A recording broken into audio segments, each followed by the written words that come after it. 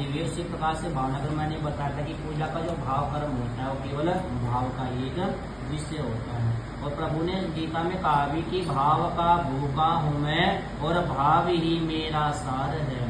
भाव का भूखा हूँ मैं और भाव ही मेरा सार है, और भाव से जो मुझको भजता उसका बेड़ा पार है। संसार की जितनी भी वस्तुओं का अगर हम अवलोकन करते हैं तो सभी संबंध हमारे स्वार्थ के होते हैं, है ना। भगवान की अगर हम पूजा भी करते हैं उसमें भी हमारा कहीं ना कहीं स्वार्थ छिपा रहता है, प्रभु उसके बदले आप हमें अच्छा सा पुण्य प्रदान करना। और संसार की एक परमात्मा एक ऐसी शक्ति है जो हमारे कर्मों का पूर्ण रिजल्ट हमें प्रदान कर सकती है, उसका प्रैक्टिकल भी है। अगर संसार किसी प्राणी से आप आस करते हो तो एक समय एक ऐसा आ जाएगा कि जो आपका अति प्रिय होगा ना वही आपका विश्वास को तोड़ देता है। इस संसार की एक सत्ता मिलना है क्या कि जिस समय आप क्या करते हो, संसार में बहुत सारे संबंध बनाते हो, बड़े बड़े अधिकारियों से आपकी कोशिश रहती है कि बड़े बड़े अधिकारियों से मेरा एक संपर्क हो। तो सोचते हो कि अंत में अगर मेरे ऊपर कोई विपदा आ गई और मुझे कोई कार्य पड़ गया तो मैं उससे हेल्प ले सकता हूँ, लेकिन होता क्या उल्टा होता है।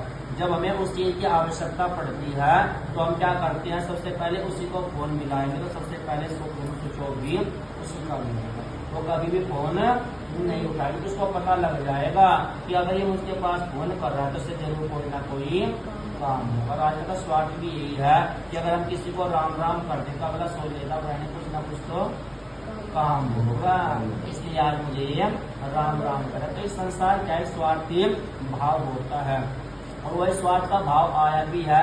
इनके सम्मुख आया था जी, द्रौपदी जी के सम्मुख आया था, है ना। 5 उनके पति थे, बलशाली थे, कोई इनके भाई कोई छोटी अवस्था के, अनेक अनेक बलशाली थे। भीम देखो कितने बड़े, है ना, कितने बलशाली थे। अर्जुन जी कितने बड़े धनुर्धर थे, है ना। लेकिन जब उनका विपदा का समय आया द्रौपदी जी के जीवन में तो किसी ने भी उनका साथ नहीं दिया।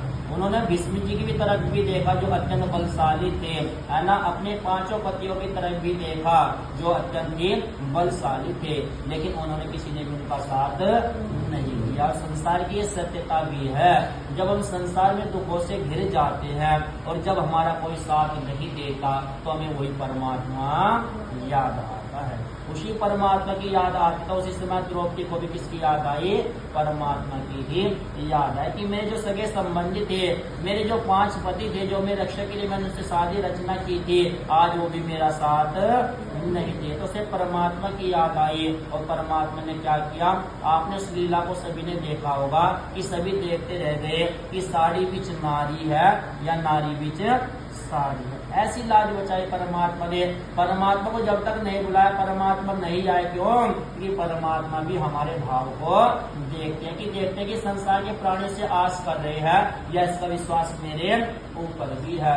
जब द्रौपदी जी ने भगवान को अंत में पुकारा तो भगवान फिर अपने आप उनकी लाज बचाने के लिए तुरंत हाजिर हो गए, है ना। तो संसार का भी यही सत्य कर्म है कि संसार की जितनी भी क्रियाएं हैं केवल परमात्मा ही पूर्ण कर सकता है। और संसार में अगर आपके पास में सुख है तो आपके सभी साथी बन जाएंगे, ये भी प्रैक्टिकल है। जब आपके पास में अधिक धन हो जाता है या सुख की अनुभूति होती है तो अनेक अनेक प्रकार के प्राणी आपके साथी बन जाएंगे, इसलिए आपसे काम लेने के लिए। और जब आपके ऊपर संकट का समय आएगा, आपको उनकी जरूरत होगी तो सबसे पहले वो ही दूर हो जाएगी।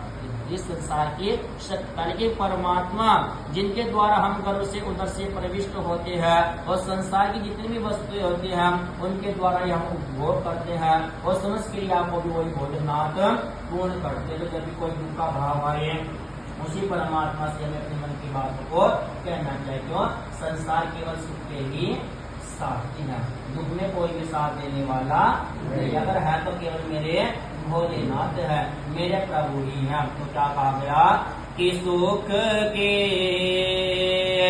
सब साथी दुख में न को